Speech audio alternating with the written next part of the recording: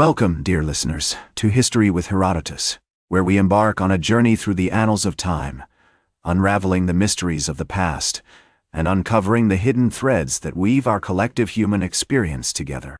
Today, we find ourselves on the banks of the Vistula River, in the heart of Central Europe, as we delve into the fascinating tale of the rise of Prussia. As we stand at the threshold of this captivating story, let us first set the stage for the events that will unfold. The region that would eventually become Prussia was inhabited by various Baltic tribes, including the Old Prussians, who lived in a network of settlements and fortified strongholds along the coast of the Baltic Sea. These tribes were known for their skilled farming, fishing, and trading practices, which allowed them to thrive in the fertile lands surrounding the Vistula River. One of the earliest recorded mentions of the Old Prussians dates back to the 10th century, when they were mentioned by the German chronicler, Adam of Bremen. According to Adam, the Old Prussians were a pagan people who worshipped a pantheon of gods and goddesses, including Perkunas, the god of thunder, and Xamina, the goddess of the earth. As we move into the 12th century, the region was visited by Christian missionaries, including Saint Adalbert, who sought to convert the Old Prussians to Christianity. However, their efforts were met with resistance, and many of the missionaries were martyred. Despite this, the seeds of Christianity had been sown, and the region would eventually become a battleground for the spread of faith. One key figure in the early history of the rise of Prussia is Conrad of Masovia, a Polish duke who ruled from 1194 to 1247. Conrad was a shrewd politician and military leader who sought to expand his territories through strategic alliances and conquests. In 1226, he invited the Teutonic Knights, a German military order, to settle in the region and help him subdue the pagan Old Prussians. The arrival of the Teutonic Knights marked a significant turning point in the history of the rise of Prussia. These warrior monks were dedicated to spreading Christianity and establishing a new order in the region. They built fortresses, established trade routes, and encouraged German settlers to migrate to the area. Over time, the Teutonic Knights would become a dominant force in the region, shaping the course of Prussian history for centuries to come. As we explore the early history of the rise of Prussia, we find ourselves in the midst of a complex web of alliances, rivalries, and cultural exchanges. The Old Prussians, the Teutonic Knights, and other groups are all vying for power and influence in the region. It is a time of great upheaval, but also of great opportunity. The city of Turin, founded by the Teutonic Knights in 1231, would become an important center of trade and commerce in the region. The city's strategic location on the Vistula River made it an ideal hub for the exchange of goods, including grain, timber, and furs. As the city grew, it attracted merchants and artisans from across Europe, who came to take advantage of its thriving economy. As we delve deeper into the earliest history of the rise of Prussia, we find ourselves on the cusp of a new era, one that will be marked by great transformation, conflict, and ultimately, the ascent of a major European power. The stage is set for the emergence of a powerful state, one that will shape the course of European history forever. And so, dear listeners, we have arrived at the dawn of Prussia's emergence, where the ancient meets the modern, and the seeds of a future empire are being sown.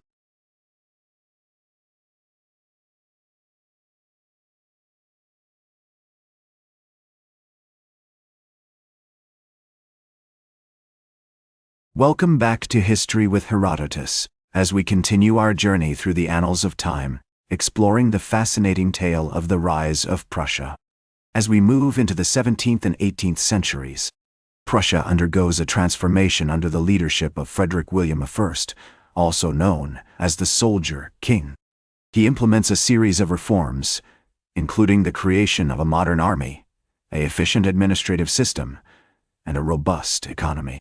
The capital city, Berlin, becomes a center of culture and learning, attracting scholars, artists, and intellectuals from across Europe. One notable example of Prussia's cultural achievements during this period is the founding of the University of Königsberg in 1544. This esteemed institution becomes a hub for intellectual inquiry, producing prominent thinkers such as Immanuel Kant, who would go on to shape the course of philosophy and ethics. The university's emphasis on reason, critical thinking, and intellectual curiosity reflects the values of the Enlightenment, which are sweeping across Europe during this time. Prussia's military prowess also becomes a hallmark of its power and influence. The Prussian army, under the leadership of Frederick the Great, becomes one of the most formidable forces in Europe, known for its discipline, tactics, and strategic brilliance. The Battle of Rossbach in 1757 is a prime example of Prussian military might, where Frederick's army defeats a combined force of French and Austrian troops, cementing Prussia's position as a major European power. The 18th century also sees the rise of Prussia as a major economic power. The country becomes a significant player in the Baltic trade, with merchants from Berlin and other cities establishing trade routes with Russia, Poland, and other neighboring countries. The growth of industry, particularly in textiles and manufacturing, further solidifies Prussia's economic position. As we explore this period in Prussian history, we find ourselves in the midst of a complex web of alliances, rivalries, and cultural exchanges. Prussia is navigating a delicate balance of power with its neighbors, including Austria, Russia, and Poland, while also seeking to expand its territories through strategic conquests and diplomatic maneuvers. The Partitions of Poland in the late 18th century provide a prime example of Prussia's expansionist policies. Through a series of treaties and agreements with Russia and Austria, Prussia gained significant territory, including the regions of West Prussia and South Prussia. This expansion not only increases Prussia's land area, but also provides access to new markets, resources, and strategic locations. As we reach the pinnacle of Prussian greatness, we see a state that is confident, powerful, and culturally rich.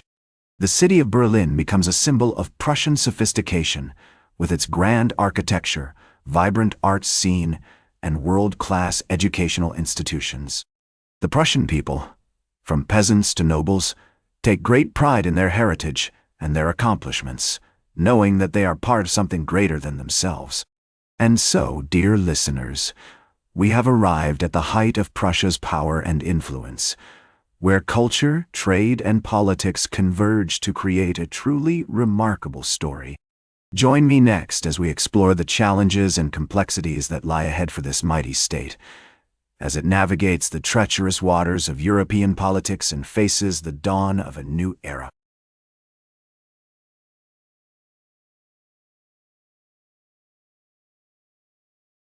Welcome back to History with Herodotus, as we continue our journey through the annals of time, exploring the fascinating tale of the rise and fall of Prussia. As the 19th century unfolds, Prussia finds itself at the forefront of German unification, with Chancellor Otto von Bismarck masterminding a series of diplomatic maneuvers and military victories that would ultimately lead to the creation of the German Empire. The Franco-Prussian War of 1870–71 marks a significant turning point in this process, as Prussia's military might defeats France, leading to the annexation of Alsace-Lorraine and the establishment of the German Empire. However, this newfound power also brings its own set of challenges. Bismarck's efforts to maintain balance and stability within the empire are constantly thwarted by internal conflicts between various factions, including the Junker aristocracy, the rising middle class, and the growing socialist movement. The Kulturkampf, a struggle between the Catholic Church and the Prussian state, further complicates matters as Bismarck seeks to assert the authority of the state over the Church. Meanwhile, external pressures also mount, as other European powers begin to take notice of Germany's rising influence. The complex system of alliances and rivalries that had characterized European politics for centuries becomes increasingly precarious, with the Triple Entente forming in opposition to the Triple Alliance. As we navigate this intricate web of alliances and rivalries, it becomes clear that Prussia's position at the heart of Germany has made it a focal point for both nationalistic sentiment and international tensions. The rise of militarism and imperialism within Germany, further exacerbates these tensions as the country begins to assert its claims to colonies and influence around the world. One notable example of this is the Scramble for Africa, in which European powers, including Germany, compete for control of African territories and resources.